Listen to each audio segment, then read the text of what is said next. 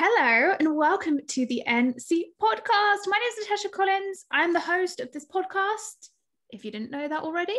And I also run NC Real Estate, which is my firm of surveyors. It includes my members club for landlords and property investors to come and build profitable property portfolios that completely align with their goals, especially commercial and mixed use ones. If you have never done commercial before and you want to find out a little bit more about it, then you want to subscribe to next week's webinar. It's on Monday, the 29th of March at 6:30 p.m. It's about how you can get involved in investing in commercial property right now. I'm going to put the link below this podcast, ncrealestate.co.uk/March 2021.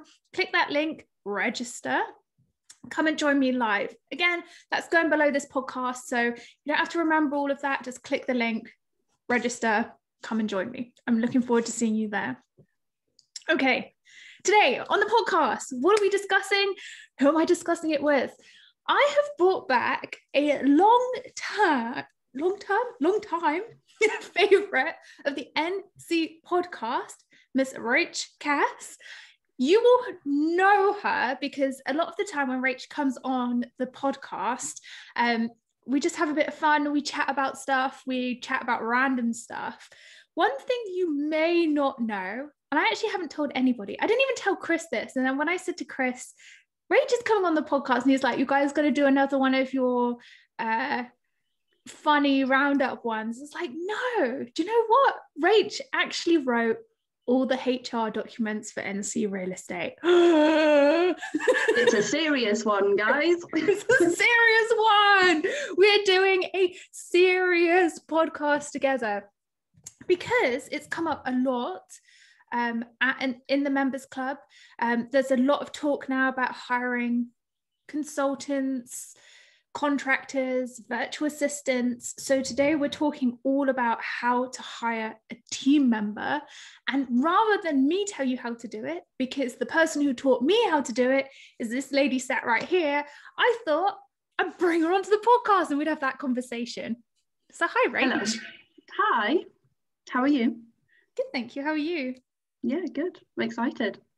It's mad, this actually, because if you think about it, you've done all of this without ever telling anybody. I've never told anybody that it was you, but not because I didn't want to show you off, it's because I didn't really know whether you wanted to talk about it as seriously or whether... We'll talk about it. Yeah, it's fine. It's one of those things that is kind of ingrained in me, and it's like trying to teach someone to drive. It's really difficult, but it's just there, you know what you need to pick out. So yeah, let's chat. Okay, so for those of you who don't know how many people now sit on the NC Real Estate team, I'll tell you, because it's always interesting to know where I started and where we went from, where we've got to. So start with Lorenza. Lorenza has been on and off for me for the last 4 years.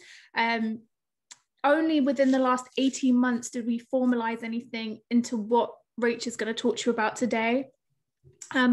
I have Diana, who does all of the free social media, Ivan, who does the paid marketing, so paid advertising. I have Mel Savage, who's a resident coach with NC Real Estate. I have Chanel, who's a graphic designer, Jenny, who's our bookkeeper, Dragona, who is our executive assistant, and then there is me. So that is my team. Then we have other coaches who come on board from time to time who do stuff in the property space. Yeah, that's everybody. I was going to say, who else do I have? But that's everybody that we've got at the moment. So the team has grown, and the team would not have been able to grow if I'd have not been so specific with what roles I wanted people to cover, which is where Rach comes in. So first question, where do you start when you're hiring? It's $1 million question, that one, really, isn't it? I think you've got to understand what you want before you can ask someone to come on board with you. So, what tasks is it that you want to delegate out? Do you need an expert, or do you just need someone to do the admin jobs to free up your time to do business development. Yeah, that's kind of the crux of it, especially in the types of businesses that you're talking about. My background was very linear in a sense of there was certain job roles that needed filling, and when someone left, you just backfilled them. So yeah, I mean, that's another approach to it is, are you replacing someone, or is this a new startup and you want to move off from there? So for me, it's what are the tasks that you need assistance with? And also one that people always forget is, what's your budget? Because that'll completely shape the type of person that you're looking for, you know, how many hours a week, how many days a week that you're actually wanting that person to do. So it's kind of, you've got a load of questions that you need to ask yourself before you can start with the hiring process. Mm-hmm. And then, so you've decided you want to hire. Yeah. What's the next step? The next step is trying to find that person. So you need to create job descriptions, essentially. And to create a job description, again, you have to ask yourself a load of questions. So, you know, what do you want them to do? What are your expectations of them? So it's not just what are they doing, it's how much are they doing it? Are you setting them KPIs? What are you going to be offering them? You know, why should they apply? What do you want them to bring to your team as well? When do you want them to start? What does that look like? Is it going to be a permanent commitment, or is it just I need someone for 3 months to help me with marketing? You know, it's all of those kind of questions. What even is the application process? What does that look like as well? So, but flipping it back around to a job description, that to me is kind of the crux of it, because I think where you were at when you and I had our original conversation, you had some really great team members, but it was just getting a bit blurry as to what people were doing. So from that point of view, with a job description, you can kind of tunnel people into what you need from them, with the element of being able to expand it out as well. Yeah. I hope, if none of this makes sense, just challenge me on it. But yeah, I think starting with a job description. So what are the taskings? How long do those taskings take? And what's the weighting of it within the job spec, effectively? Mm-hmm, mm-hmm. That was a big one that I didn't even realize, because Rach, you did my first job description, because I had no idea what you were talking to me about, and we labeled it brand expansion manager, which was the marketing position, the free marketing. Yeah. That was what I was hiring, and you went through and you put a percentage next to how much of their time they'd be spending on each things. Yeah, it's one that I've come to learn later in my career rather than earlier, when I was doing more of the hands-on hiring.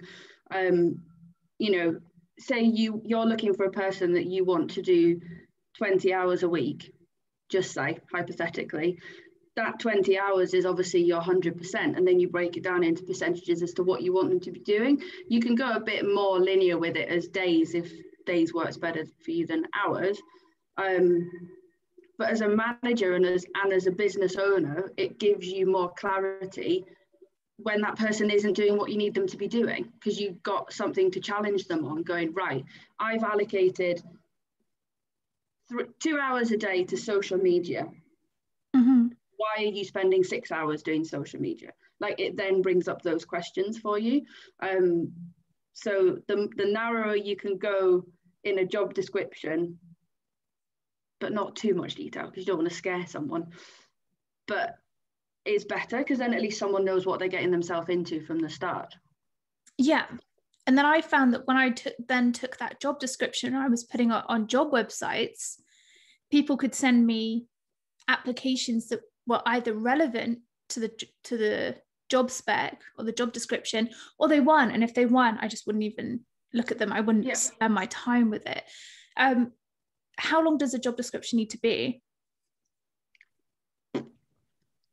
Depends on your role. I would say a page, an A4 page max. I mean, if you need something super technical with a load of desirable requirements, then obviously go to town on it, because you want the right person that's qualified for that role. But if you're looking for someone general, so if we take social media as I don't know, give me a suggestion if social media is not a good one. No, it is. Yeah. Yeah. So if you want someone to come on board with your business to do social media, you don't need a qualification in social media to do social media, but you need to have a bit more of an understanding than just a member of Joe Public that uses it. So yeah, then you can try and work out from your applicants, yeah, what you're looking for. But if you're specific on your job description, so if you say I want a social media champion or a social media executive, what does that mean? Does that mean every single platform available, or are you just looking for someone specifically to do Instagram, Facebook, Pinterest, what like whatever the specifics are, LinkedIn? Yeah, then you can be a bit more narrow on it, which then links into your onboarding bit, which we'll get to, because you can narrow it down into actual objectives for people as well. Mm-hmm. One of the big things that I found was that when you were writing the job description for me, is you needed me to understand the job. So one thing I would say is you cannot start hiring until you understand what the job role actually is, and you could do it yourself. You're obviously looking for someone to do it better than you are, but you need to know how that works, right? How does the job work? Yeah. What does it run? Yeah, and I think that when you're talking about hiring someone, is the big question for you is, why do you want to bring someone into your team?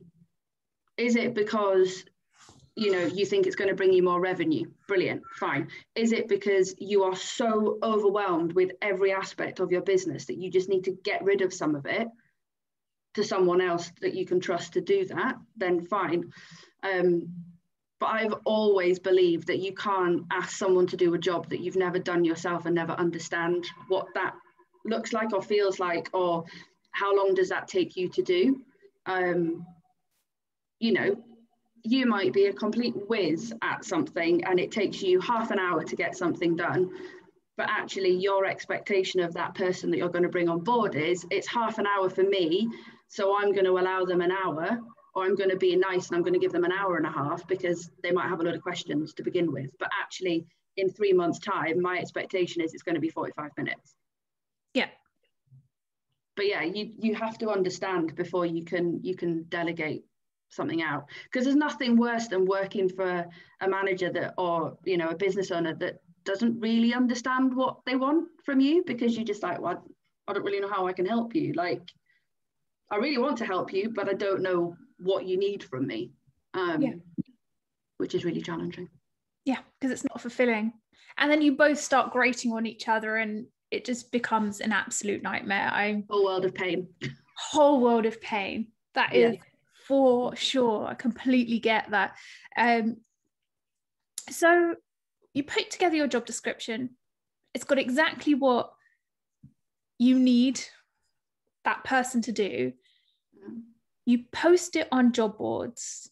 So you've worked out whether they're going to be a full-time position, a part-time position, a contractor. You've posted that out there.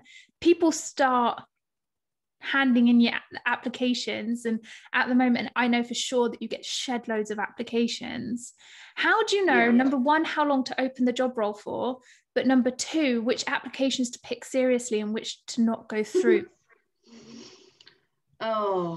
So I quite like reading people's CVs and applications, because I think you can tell a lot from someone by that. I know a lot of people, ex-colleagues, that really disliked it and thought it was a big waste of time and gave it to someone else, and they would just interview the creme de la creme of the bunch. Recruiting now is obviously very different to what it was 18 months ago, because of the pandemic, because of the state of the economy. People are losing jobs, so you are going to end up with people applying for stuff that they're not really qualified for. I think advertising a job, again, depending on the spec of it, if it's something that's not expert, I would say a minimum of 7 to 10 days. Just because you're then allowing people the time to see the job and then pick it up. Because there's nothing stopping you doing it for 7 days. You analyze everything and go, I've not got the person that I want, and you put it out again. Obviously, there's a budgetary cost, because some job platforms cost you money. We always used to do 14 days. Yeah. But again, it goes down to your time, because hiring, although the end result is brilliant, if you're currently feeling overwhelmed, the whole application process and getting someone on board is going to take up a lot of your time. So if you feel like I need to get the job ad out, but I haven't got the headspace for 2 weeks to get to this, then put it out for 3 weeks. But be mindful of the fact that you're probably going to get 100 and something applications. So it's, yeah, it's the seesaw of, I would say 7 to 10 days and assess, and try and assess it sort of daily, bi-daily, so that you're keeping on top of it. And then regards to which candidates do you go for, you have to work out what you're wanting from that person. So are you wanting an expertise? Are you, is education super important to you? Is the, evidence that they've got amazing customer service more important to you? Is it a super creative CV?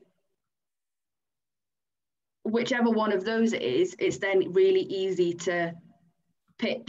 Like, you can tell pretty quickly from a CV if the person's right for you or not.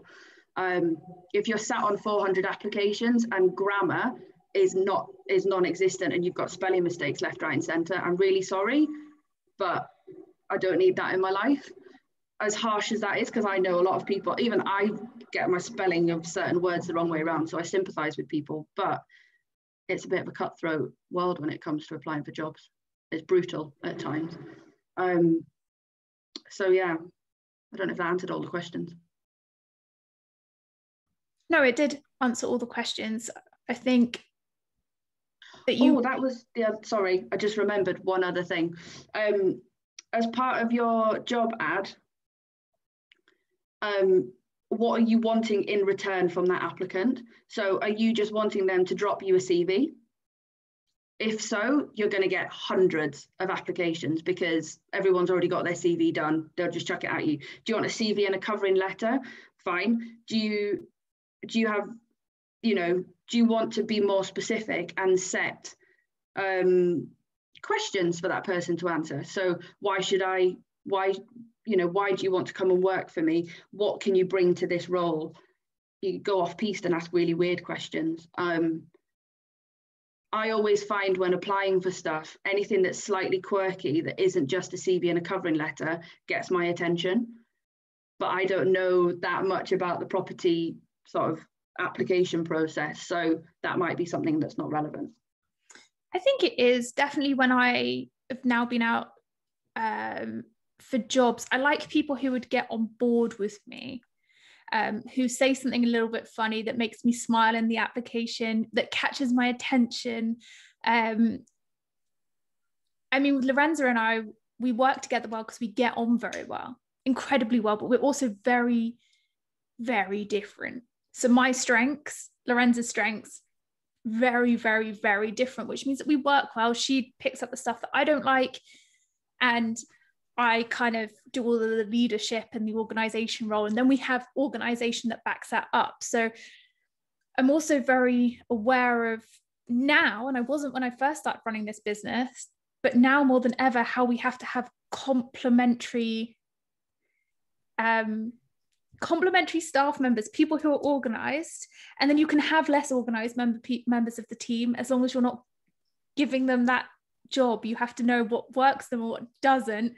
Otherwise, you end up in a situation where nothing gets done because nobody is playing to their strengths. So I often ask the question, honestly, what do you enjoy doing? And honestly, what do you hate doing?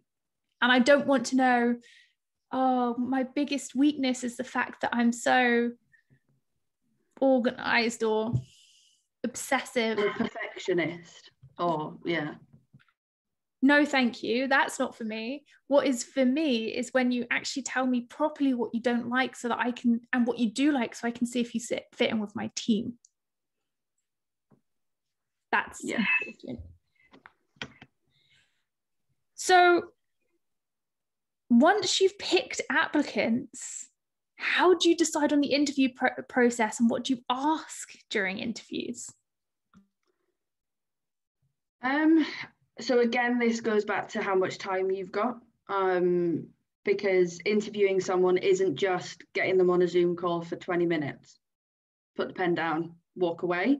Like, it's 20, it's 15 minutes prep minimum, 20-minute to 30-minute interview, potentially longer if you get on well with the person.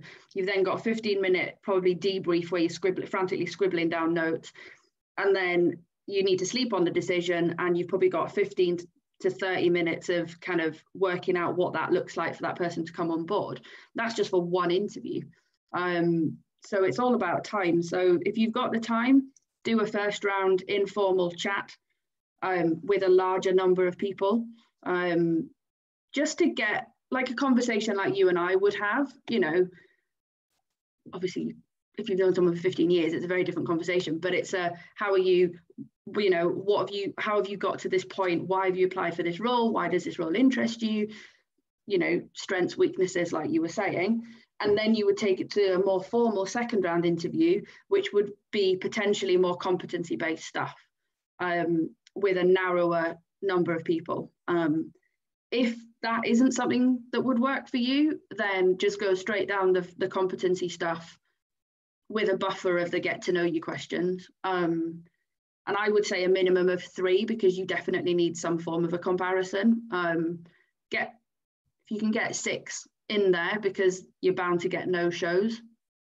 But yeah, that's the reality, unfortunately. So I would say a minimum of 3.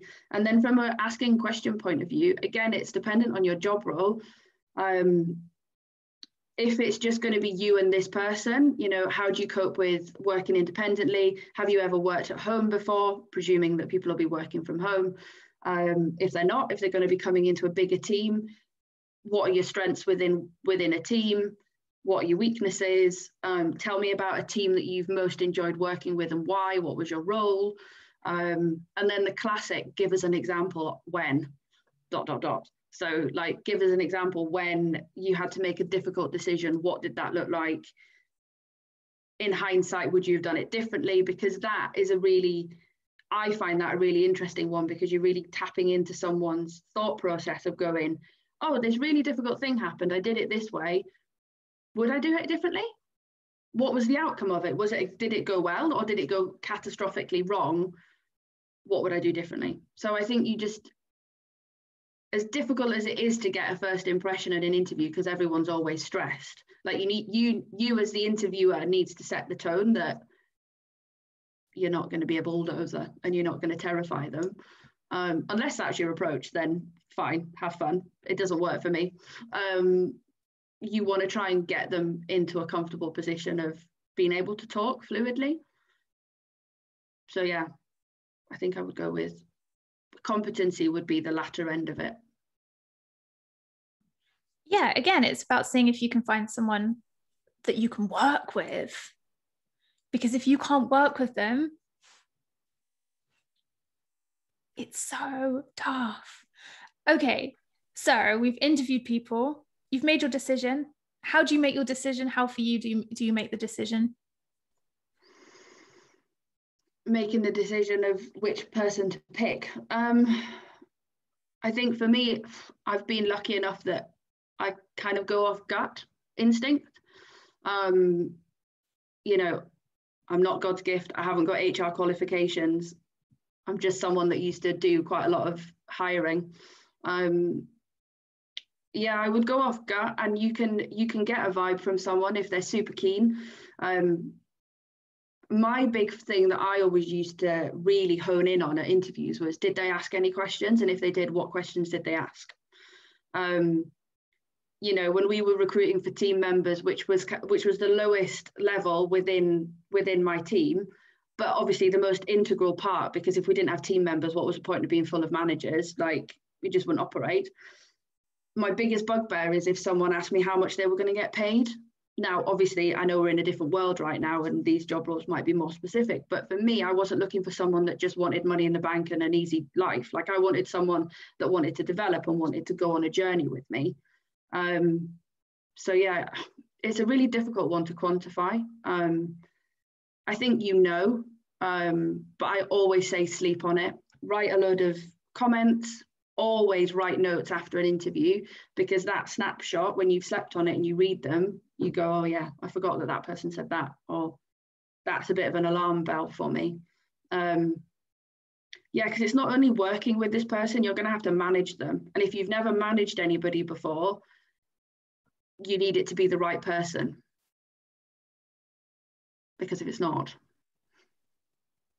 That's true. I have had a lot of people. It's actually making me think about the people who've worked for NC Real Estate who it's just not worked out with. And that's just because of the way that I run business, and also me learning about my business. You never know quite where your business is when you're first starting out. Yeah. And I think you hit the nail on the head with the strengths and weaknesses. Like you don't want someone that's going to be a mini me. Like you don't want someone that, well, unless you're looking for a PA, fine, go for it.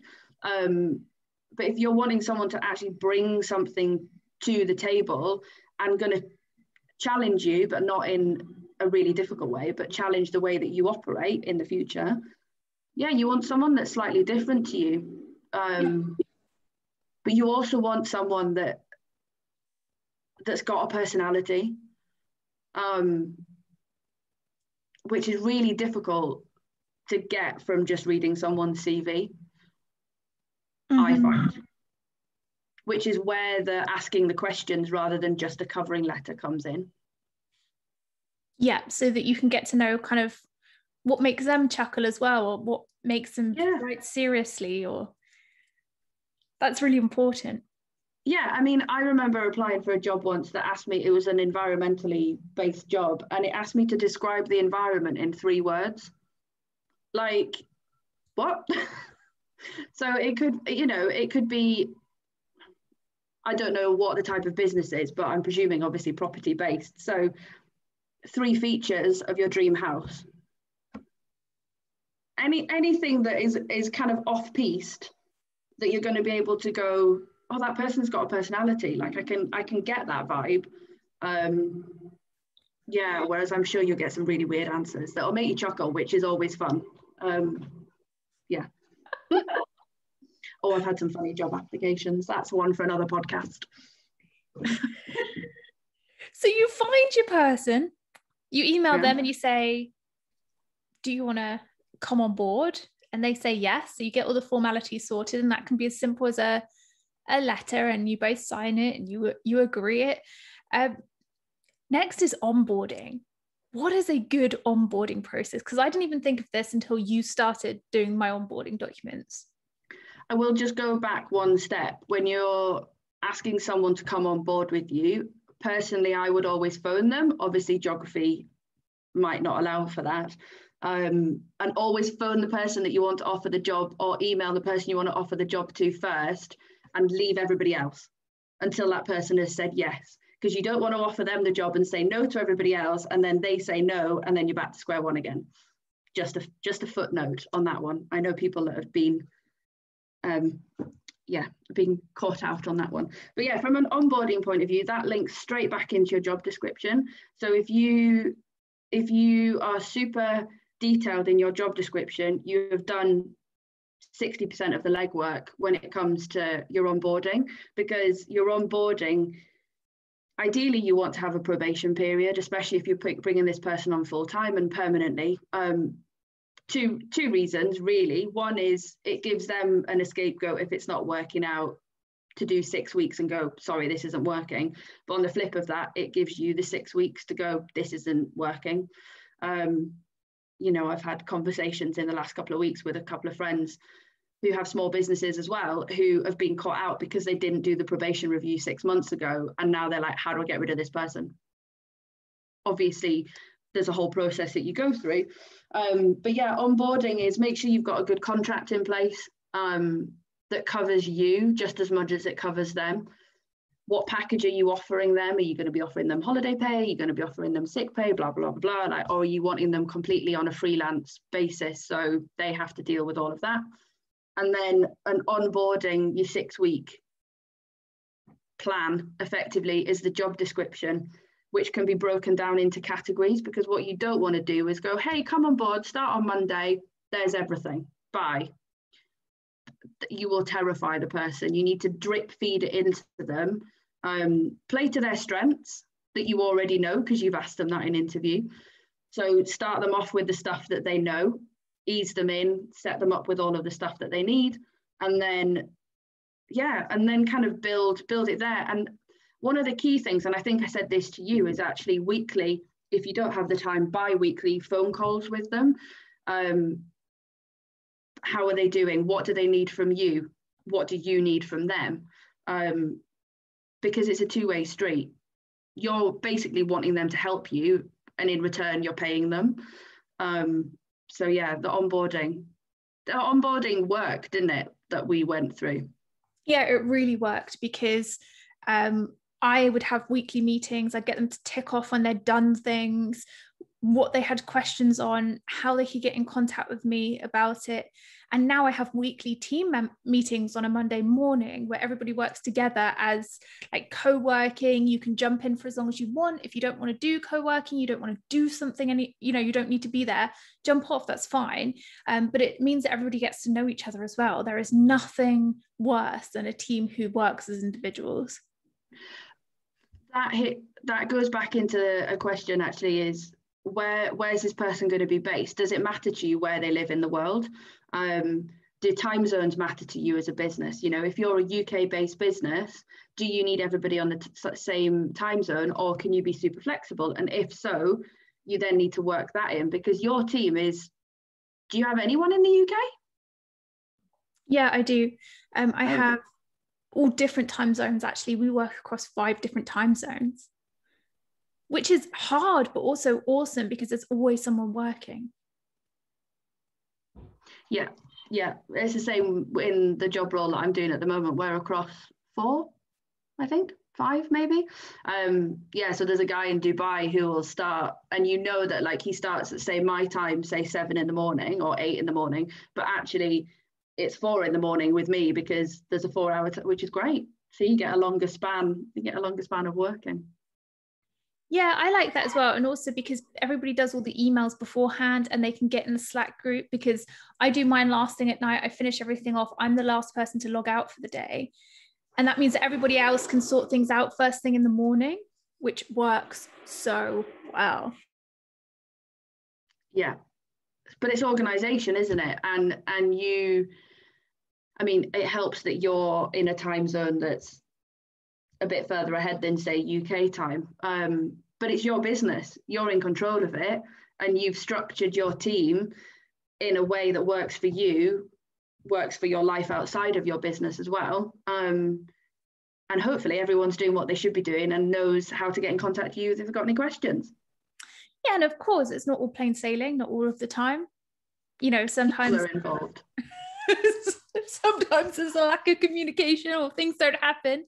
But it's also about making people feel valued.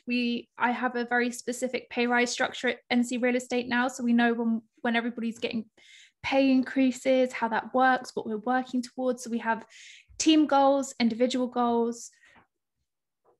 We also know what everybody is doing within the organization, which works so much better.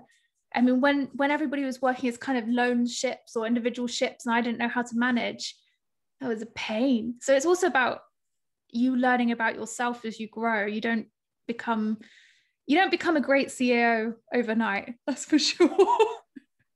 No, but if you think back to the time of, pre having all this organization and the plans and the job descriptions, you probably lost quite a lot of your valuable business time to dealing with working out where all these different people were and what they were actually doing. Yeah. Which is why the job description, although you might not have the capacity, time, mental capacity, whatever it is, to just go, right, I'm going to do an hour of just writing down what it is that I need, it'll save you so much time in the long run. Mm-hmm. I agree. So much time.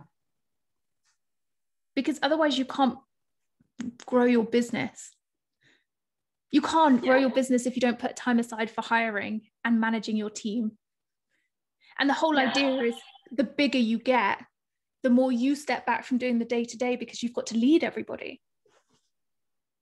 Yeah, you've got to lead everybody, but you also, as CEO, as business manager, business owner, you want to try and, well, I'd imagine with your business, you want to still keep it personal with your team because you're not at the level of having hundreds of people yet. But even if you did, the type of person that you are, I know you would still want to know everybody's name and where they were from, where they lived, how many kids they had, that kind of stuff.